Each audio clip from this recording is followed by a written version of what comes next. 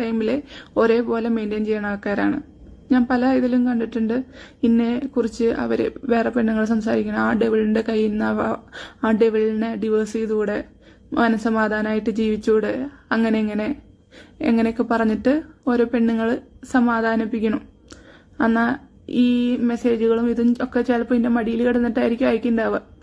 കേട്ടല്ലോ, അതായത് ഒരേ സമയത്ത് ഒരു പെൺകുട്ടിയല്ല, അതായത് മൾട്ടിപ്പിൾ റിലേഷൻഷിപ്പുകളാണ് പുള്ളിക്കാരനുണ്ടായിരുന്നത്. പിടികിട്ടിയല്ലോ.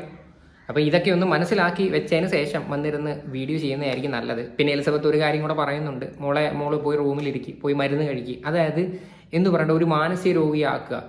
ആ കാര്യം എല്ലാവരുടെയും മുന്നിൽ എലിസബത്ത് മാനസികമായിട്ട് അസുഖമുള്ള ഒരു പെണ്ണാണ്. അതുകൊണ്ട് അവൾ പറയുന്നതൊന്നും വിശ്വസിക്കില്ല. അവൾക്ക് മാനസിക പ്രശ്നങ്ങൾ ഉണ്ടായതുകൊണ്ടാണ് ഞാൻ അവളെ അങ്ങ് ഉപേക്ഷിച്ചത്. മനസ്സിലായില്ലേ? ആ ഒരു രീതിയിലോട്ട് അളിയൻ വരുത്തി തീർക്കാനായിട്ട് നോക്കി. ഇപ്പം അതിൻ്റെയൊക്കെ ഒരു ഏകദേശം ഒരു സ്റ്റാർട്ടിംഗ് ആണ് ഇപ്പം നിങ്ങൾ കണ്ട കുറച്ച് വീഡിയോസ്. ഓക്കെ, അപ്പോൾ ഇത്രയേ ഉള്ളൂ സംഭവം. അപ്പോൾ ഇതിനെക്കുറിച്ചിട്ടുള്ള നിങ്ങളുടെയൊക്കെ അഭിപ്രായങ്ങൾ എന്താണെന്ന് വെച്ചാൽ നിങ്ങൾ തീർച്ചയായിട്ടും കമൻറ്റ് ചെയ്യുക. വീഡിയോ ഇഷ്ടപ്പെട്ടെങ്കിൽ ലൈക്ക് ചെയ്യുക, ഷെയർ ചെയ്യുക, സബ്സ്ക്രൈബ് ചെയ്യുക.